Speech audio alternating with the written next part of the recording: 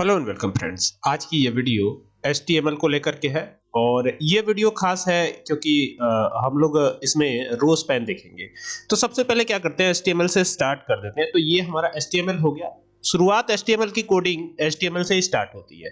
मैं यहाँ पर VS कोड को इस्तेमाल कर रहा हूँ। आप चाहे तो अपनी सुविधा के लिए नोटपैड को भी इस्तेमाल कर सकते हैं। जैसे यहाँ पर अगर नोटपैड पर भी कोडिंग करेंगे तो भी कोई दिक्कत नहीं है, सेम कोडिंग आप नोटपैड पर भी कर सकते हैं। ठीक है, जैसे यहाँ पर मैंने करके दिखाया है, ये देख सकते हैं।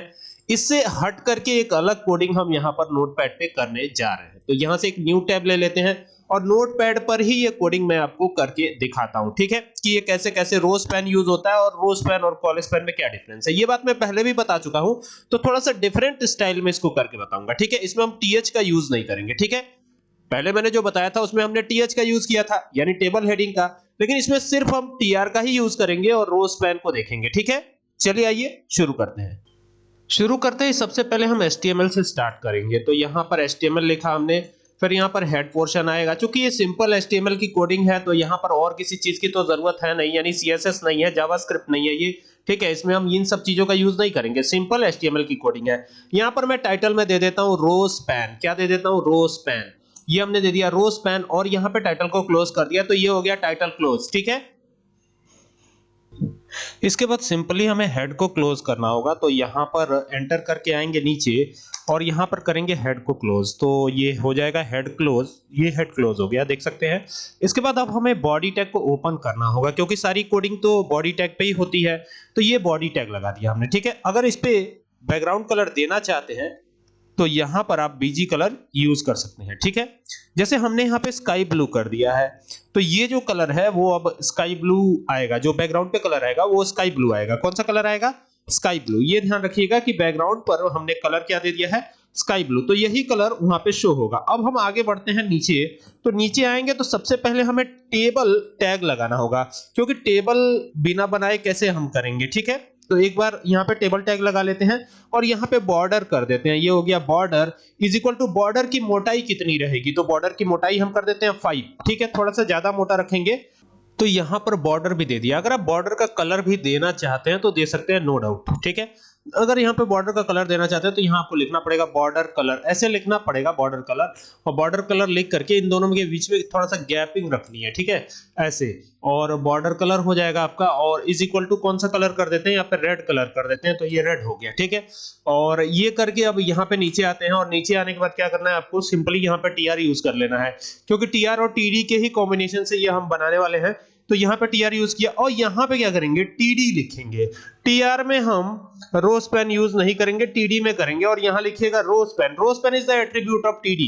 ठीक है, तो इज इक्वल टू, अब यहाँ पर क्या करेंगे? इसको जो है दो पार्ट्स में रो स्पैन कराएंगे, दो यहाँ पे लिखेंगे। ठीक है, तो ये 2 दे दिया हमने और 2 दे करके इसको बंद किया। और यहाँ पर मैं अपना ही नाम सपोज कीजिए दे देता हूँ। ठीक है, तो ये SURAJ, ये मैंने अपना ही नाम दे दिया है। ठीक है, और यहां से इसको अब क्या करना है? TD को क्लोज करना है। तो TD ओपन होने के बाद क्लोज होता है। ठीक है, हर टैग ओपन होने के बाद क्लोज होता है सिवाय एम्प्टी टैग के। ठीक है, तो ये हो गया। अब यहाँ पर मैं पढ़ाता क्या हूं? तो मैं CS पढ़ाता हूं, कंप्यूटर पढ़ाता हूं। तो यहाँ पे मैंने लिख दिया कंप्यूटर। ठीक है, ये हो गया कंप्यूटर। अब कोई और भी टीचर होंगे जो कुछ और पढ़ाएंगे, तो उसके लिए कुछ और डिटेल डालेंगे। ठीक है, अब ये TD कर दिया हमने, इसको यहाँ पे क्लोज। ठीक है, फिर यहाँ पे TR लिया है और TR लेकर के क्या करेंगे? यहाँ पे इस तरीके से लिखेंगे। और यहाँ पर अब सपोज कीजिए कि यहाँ पे TD दे दिया हमने और यहाँ पे TD में फिजिक्स दे देते हैं।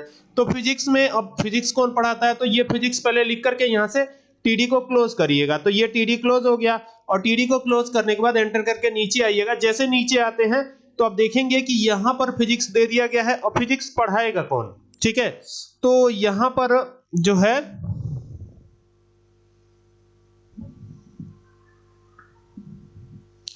ये फिजिक्स दे दिया हमने। और फिजिक्स देने के बाद क्या करना है? एंटर करके नीचे आना है, इसको क्लोज कर देना, एंटर करके नीचे आना है। और नीचे आने के बाद क्या करेंगे? नीचे आने के बाद एंटर करेंगे। ठीक है, फिजिक्स भी एक ही लोग रहेंगे इसमें। तो ये हो गया और यहां से TR कर देते हैं, TR को क्लोज कर देते हैं। तो TR खत्म, फिर टेबल खत्म, तो टेबल को क्लोज करिए। और जैसे जैसे आता गया है, मतलब जो सबसे पहले आएगा वो सबसे लास्ट में क्लोज होगा। ठीक है, ये ध्यान दीजिएगा। और यहाँ पे बॉडी टैग क्लोज और देन HTML क्लोज। तो ये सारा ही क्लोज करके और अब इसको Ctrl+S करके सेव करेंगे। और हम इसे डेस्कटॉप पे सेव करने वाले हैं। तो यहाँ पे डेस्कटॉप पे जाकर के और इसको सेव करते हैं और रो स्पैन एकदम क्लियरली आपको समझ में आ जाएगा, ठीक है। और यहाँ पे ROW रो के ही नाम से सेव कर लेता हूँ, .htm या .html एक्सटेंशन आप दे सकते हैं, ठीक है, आपकी मर्जी, आप जो एक्सटेंशन देना चाहें दे सकते हैं, ठीक है। और अब इसको मिनिमाइज करते हैं और देखते हैं कि हमारा आउटपुट जो है वो क्या बना हुआ है। तो यहाँ पे रो के नाम से आया हुआ है और यहाँ पर राइट क्लिक करके इसको रन कराने की जरूरत है। तो यहाँ से चल के अब इसको रन कराते हैं क्रोम पर। तो ये क्रोम ब्राउजर पर इसे ओपन किया है तो आप देखेंगे कि ये कंप्यूटर और फिजिक्स, ये देखिए ये जो है रो स्पैन कहलाता है। ये इसकी स्थिति देख सकते हैं आप किस तरीके की स्थिति है, मतलब एक ही टीचर है। वैसे मैं फिजिक्स नहीं पढ़ाता हूं, मैं तो खाली कंप्यूटर ही पढ़ाता हूं। तो ये जो फिजिक्स की स्थिति है और कंप्यूटर की स्थिति है तो दोनों एक ही टीचर पढ़ा रहा है, ठीक है।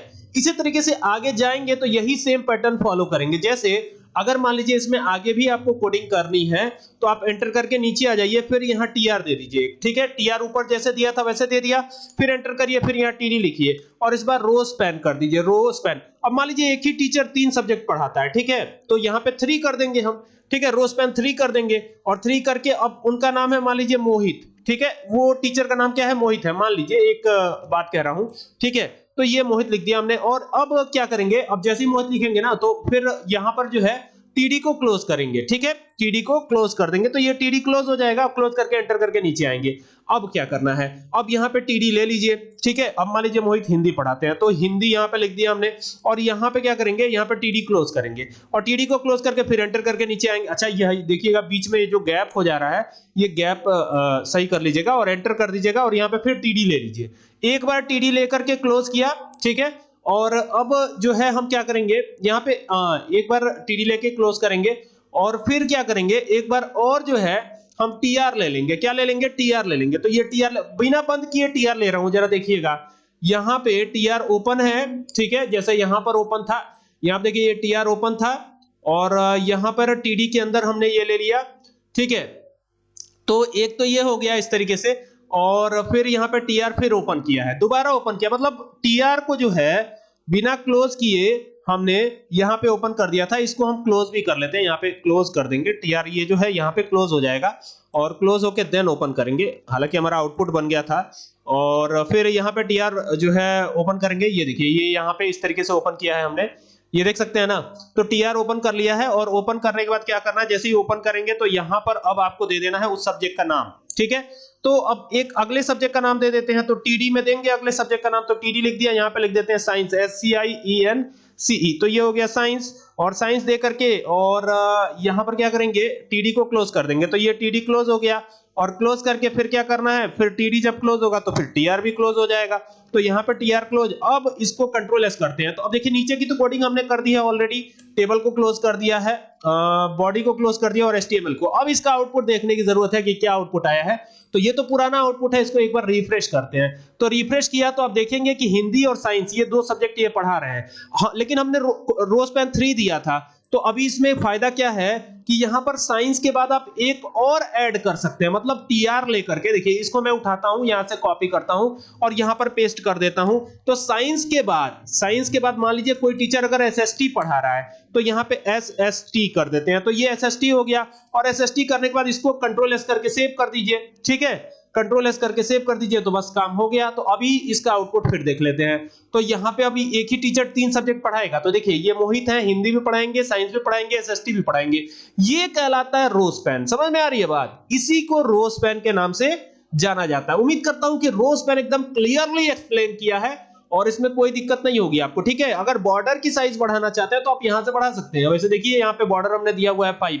अच्छा बॉर्डर का कलर नहीं आ रहा है, इन दोनों को एक साथ रखते हैं ऐसे, एक बार चेक करते हैं कि बॉर्डर का कलर क्यों नहीं प्रिंट हो रहा है। तो यहां पर एक बार रिफ्रेश करते हैं तो देखिए अब ये बॉर्डर कलर प्रिंट होने लगा। बीच में गैपिंग आपको नहीं करनी है, ठीक है। आप जो भी कलर देना चाहते हैं दे सकते हैं, मैंने रेड दे दिया है, ठीक है। लेकिन इसमें अलाइन भी कर सकते हैं आप। जैसे मान लीजिए ये किस साइड आ रहा है, जरा देखिए इसको, ये जो आउटपुट आया है ये चला गया लेफ्ट साइड में। बाय डिफॉल्ट लेफ्ट ही रहता है, लेकिन इसको अगर सेंटर में ले जाना चाहें तो यहाँ पर एक और एट्रीब्यूट का आप इस्तेमाल कर लेंगे जिसका नाम क्या है, अलाइन। तो यहाँ पे आगे आकर के ALIGN लिखिएगा is equal to center, CENTER, center की स्पेलिंग यही लिखिएगा, ये ध्यान दीजिएगा, ठीक है। तो ये हो गया, कंट्रोल एस करके सेव कीजिए और सेव करने के बाद अब इसको देखिए ये सेंटर में चला जाएगा, देखिए बीच में आ गया। तो ये होता है रो स्पैन। उम्मीद करता हूं पूरी बात आपको समझ में आ गई होगी। वीडियो पसंद आए तो शेयर करें। Thank you for watching this video.